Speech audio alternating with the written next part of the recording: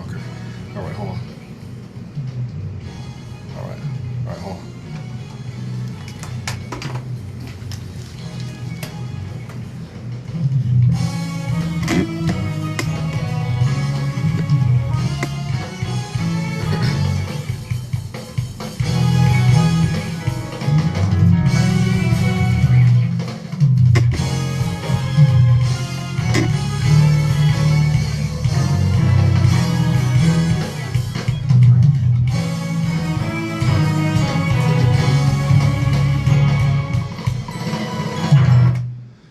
Jazzy 88 WFSK, Brian Andrews with early in the morning and early Thursday. This is the Xman at 11:59 a.m. here in the Music City, and we wanted to give you a quick update on some of the things taking place after this devastating tornado, which has just decimated parts of Nashville and some parts of Middle Tennessee. So we're going to go live to Miss Sharon Kays, who is in the Lawson Hermitage area. Sharon, are you there? We're going to get her back in just a second, but we want to give you an update.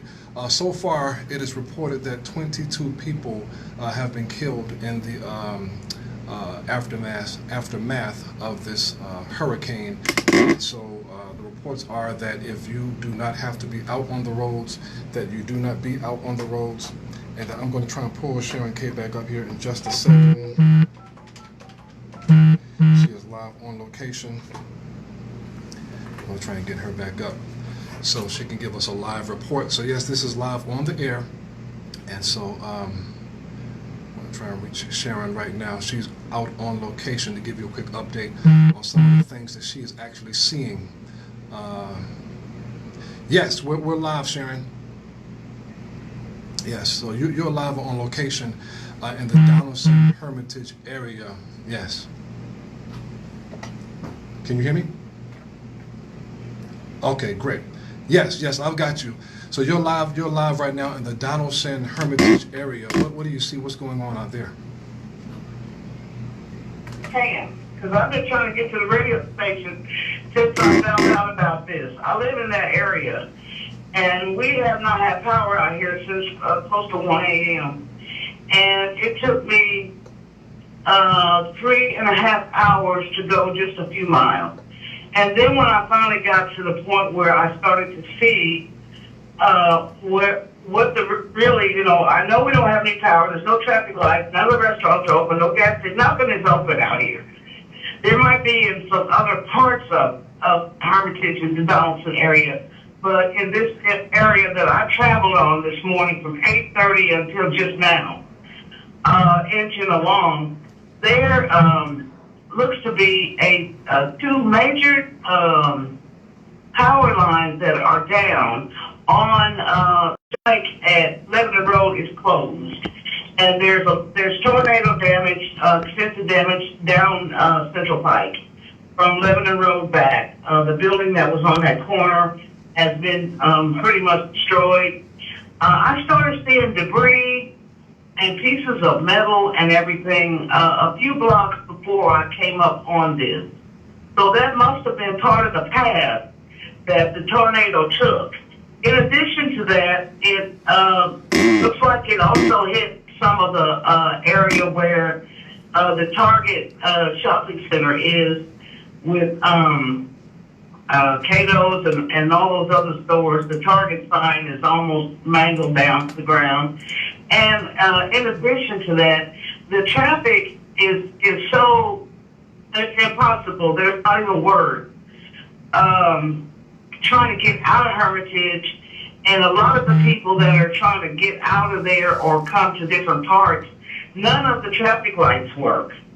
So Old Hickory Boulevard is gridlocked. Every artery and vessel out this way and in that immediate zone I just mentioned is packed and jammed. And you inch along. And I'm saying I was in my car at 8:30, and I just got to Donaldson. And we're not talking 1,000 miles. I was just a few miles down. But because there was so much concentration of traffic on a very heavily traveled 4-lane road, that everybody was on it. They were trying to get to the interstate because of 40 being backed up. So that has become a complete bottleneck on all intersections, and always in and always out. And people were looking for something to eat. They were looking for gas. They were looking for different types of things. So when I saw those telephone lines, those are those major lines that transfer great deals of power into the grid, into the community. And the moment I saw those two, I knew that that's why this area has no power. So for the residents that live and work in portions of Donaldson Hermitage area, there are if you're skilled and know how to get around, but even if you are, you may come across a neighborhood where you find debris or you might find trees down. Now, in addition, I wanted to also mention, while I was looking to my left at the area where the giant poles were down, and the Target shop down in the little valley there, about a half a dozen or so homes there, their roofs are either torn off or partially torn off. And this is middle-class neighborhood there, and you can see debris all over and trees down everywhere. And it really was a rough night and rough morning for the Nashville area and the Middle Tennessee as well as the state of Tennessee. We have a lot to be thankful for, but we do also have a lot of people that we need to keep in our heart of hearts when it comes to our prayers. The needs of the community are going to be great as people are assessing and trying to figure out what exactly is going on. I have seen a steady stream this morning of fire trucks and police cars with old sirens on, emergency management and NES crews, and all the other crews that our city has to offer have been up and down that road as much as possible in all that gridlock traffic. I know people were saying earlier today, don't get out unless you have to. And I have to. I have to do what I'm doing. But I found as a person that works in the business, I couldn't get to do what I needed to do. Yeah. Into the radio station because, it's backed up. Yes. Probably had some wind damage or even lightning ourselves. And I couldn't even get out to get in. So it does hamper people that work in this business as well. And I pulled over so that I wouldn't lose my signal X, because it's patchy. The cell signal is patchy out here. Yeah, for sure. Heather, and in addition to that, when the power went down, I'm going to do some stuff that I have been talking about for years, but I'm really going to do it. I'm going to buy a battery-operated weather. For times such as this, yes. Being prepared, yes. I don't practice what I preach, and I'm confessing, and I'm going to straighten up my act. As soon as I get able, sometime today or tomorrow, I'm buying me one. Because you are completely paralyzed in knowledge about what's going on with you in a nighttime tornado. That was not during the day where you can look around and see. It was pitch black out there. And lots of lightning and thunder rolling, etc. So, and you don't know what the condition is, and you also don't know how long because I continue to hear sirens up till 2 or 3 o'clock this morning as it was moving. Oh yes. Shouts out to the first responders, the firefighters and the police men and women and the ambulances that we've been hearing them all night. Yeah, it's just they have been working nonstop. So when you encounter them, be kind, be nice, Everybody's on, like a short trigger right now. But just understand those people are under tremendous pressure. Thank them when you see them, appreciate them for what they've done. Because they've been up all night and made tremendous sacrifices. But I would tell you when, we always like to talk about how we help each other do things.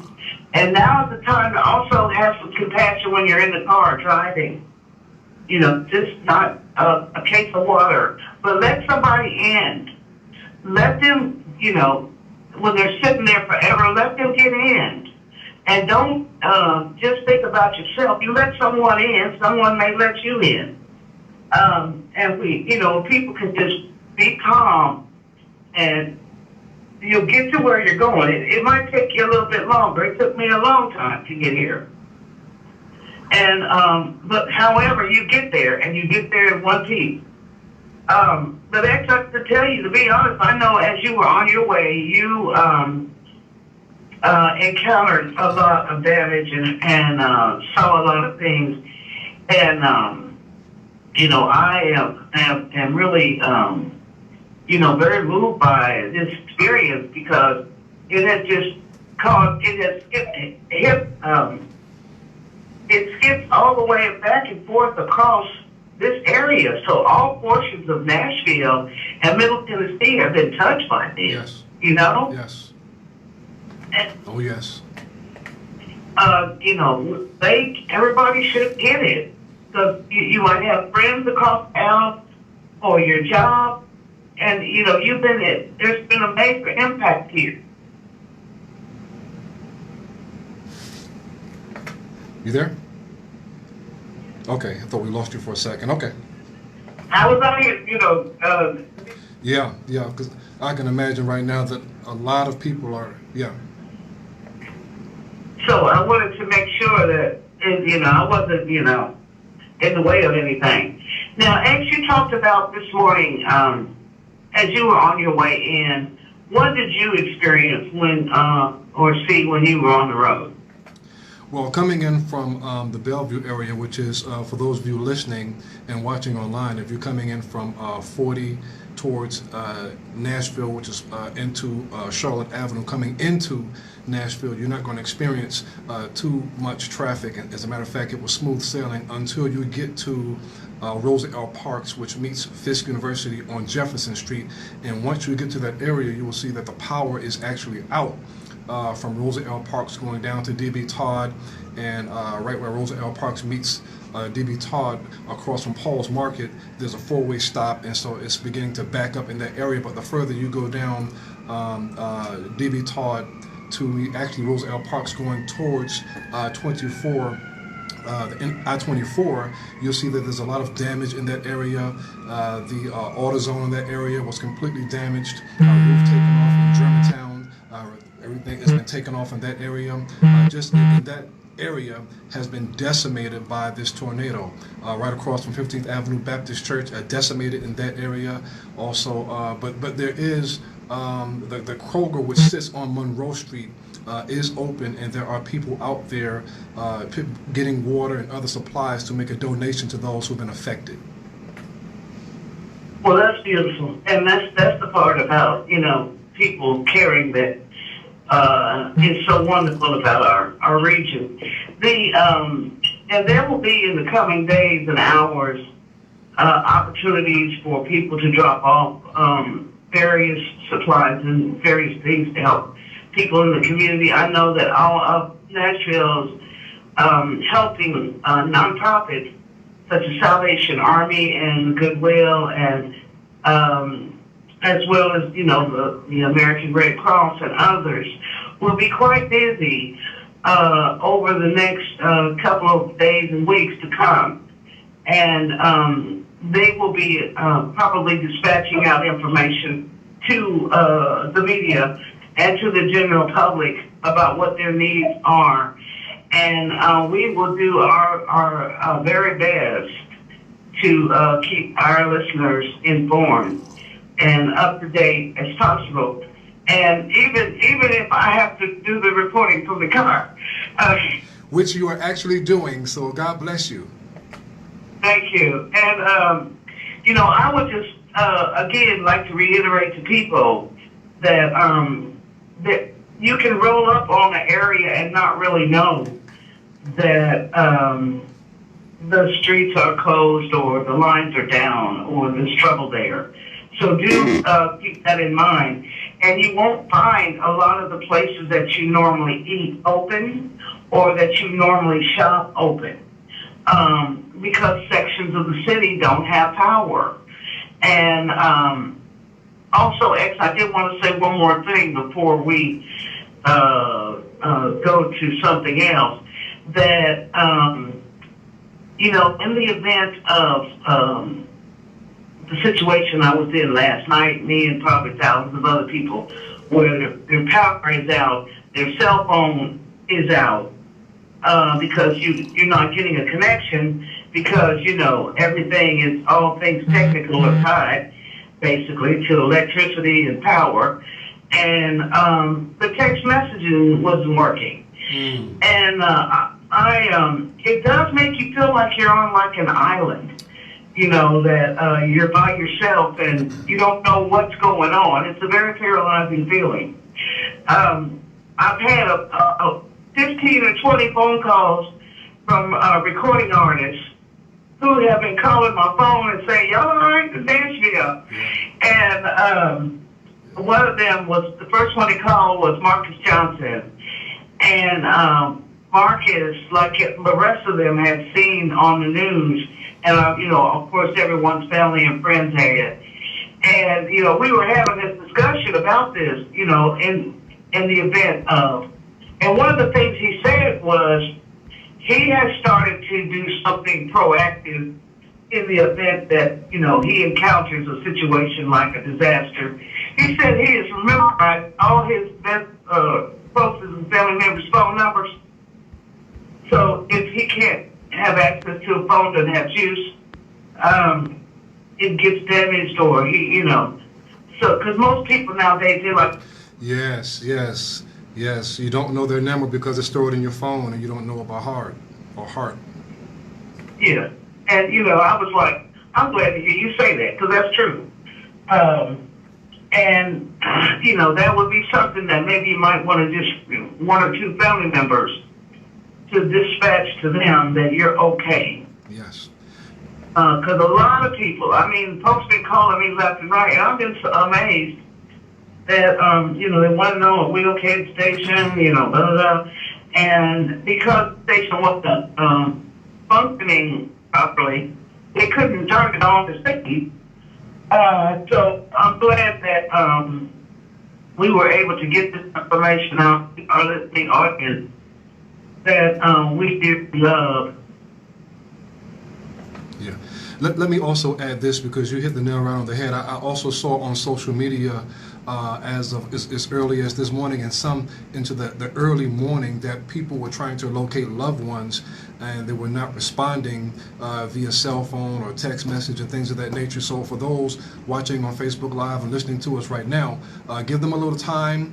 I didn't forward a lot of it, but these are those situations where the phone, whoever you have service with, could be overwhelmed by the amount of people trying to utilize the services at a particular time, which is these times. So just give them a little time and give them an opportunity. The power is out in different pockets of the city. So with cell phones, they may not be able to charge the phones or use the phones right now, but we are keeping everyone in prayer right now. I'm looking at WSMV, and it says that there are 22 killed right at this moment. That's the count. 22 people killed in this tornado outbreak, and that number could possibly rise as the first responders and others are going door to door in some of these neighborhoods and assessing some of the damage that we see taking place in our city. Yeah, and I had, the situation with the cell phone towers. These two tall poles, metal poles, were the kind that hold a cell phone tower. So these things are massive that were knocked over on Lebanon Road that I was talking about earlier. And so you could imagine if there was cell service connected to either one of those, everybody, would be without. So, I mean, there's a lot to consider because we are going into the spring season, and as well as I do, that's when these spring storms pop up, and you don't have time, to think about it. You got to have an action plan of action. Yeah. Preparedness is always the key, being prepared, and oftentimes we take it for granted not to have an emergency kit, and also numbers of, like you said earlier, of family members sealed in a plastic bag, so that in the event that something like this happens, it's in a secure place, is in a waterproof type of safe or something like that, so that you can put your hands on it, and a phone number or a way for loved ones to communicate when things like this happen and you are separated from your loved ones. There should be a plan of action where everyone knows who to call or where to go, and so that's what is important in times like this.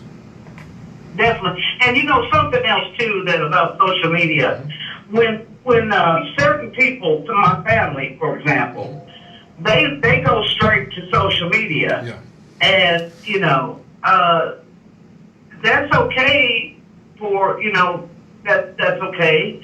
And it works for some things. But if you can't get on social media, because by the time my sister, when she called me at 7:30 this morning, she woke me up and startled me because I had only been asleep for like 20 minutes because I was up all night watching the storm.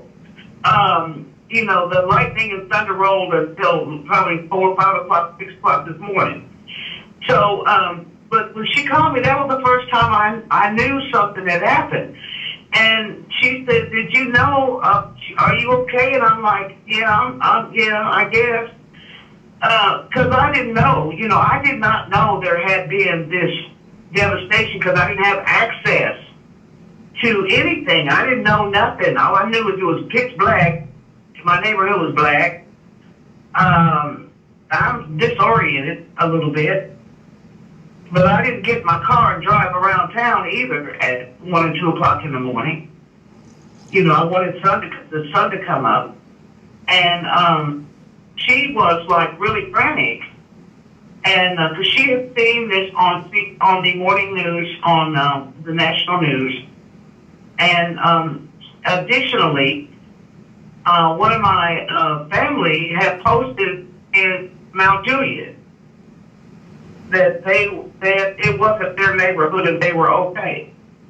So, that whole, it heightened, oh my God. So, by the time she finally talked to me, she was like in tears. And, I was like, oh my God, we got to do something so that, I don't want people to feel like, even though you're in a dangerous situation, we got to come up with our plan too. My family needs to come up with our plan of how we would notify one another. Yeah, that's true. But I feel that the city is going to pitch in and people are going to help one another. There is a lot of work that's going to have to be done. I've been seeing, in some of the vehicles that have been passing, lumber in the back of the truck, plastic tarps, things that you need in the event of roof damage or other kinds of damage to your home. And all kinds of homes, those houses I told you about that were in that subdivision, those were brick houses. Okay, so it's not that they were made out of straw. Those were brick houses. And that wind had to, some of the signs over there are broken and twisted, and on the corner, on one of the corners, there was a little tire shop that had been there forever, and it's almost flattened. Going further down, I mean, it was just like you could see the path that the tornado took. it clearly went on like a zigzag or something. That's how it looked. And maybe that's why some sides of the street looked okay and the other sides didn't. Yeah. You're exactly right. Yes. Mm-hmm. On the campus, is there anything you can see around the Fisk campus? Well, the Fisk University campus is in good shape. To God be the glory. The students, we're on spring break as a matter of fact, so Tennessee State University as well as Fisk University are both on spring break, so most of the students are not here. There are certain sections of the campus that I do believe that still do not have power, as does other parts of North Nashville. It also decimated the Robert Churchwell Elementary School, which is about 5 minutes from here. The mayor went by and toured and looked at the area and offered his words of encouragement to the city and to those who have lost lives and lost homes and are experiencing PTSD during this horrendous tornado. And he also offered his condolences, as we all are, for the individuals who lost their lives during this tornado. So it's going to take some time to recover, but I know that Nashville, we are resilient. We are the volunteer state. People are pitching in, they're helping. This is what we do when these situations occur. We pull together, we band together because we're stronger together. Yeah, we do it, and we can do it well when we want to. And let that spirit continue, not just through disasters, but when times are good, let us keep that spirit going. And next, what we're going to do is, let's go back to a little bit of music, and let me do some more assessment out here, and we'll reconvene, and I'll give you an update on how things are looking on the road, okay? You got it. This is Maxine Hardcastle, a horse with no name, on Jazzy 88 WFSK.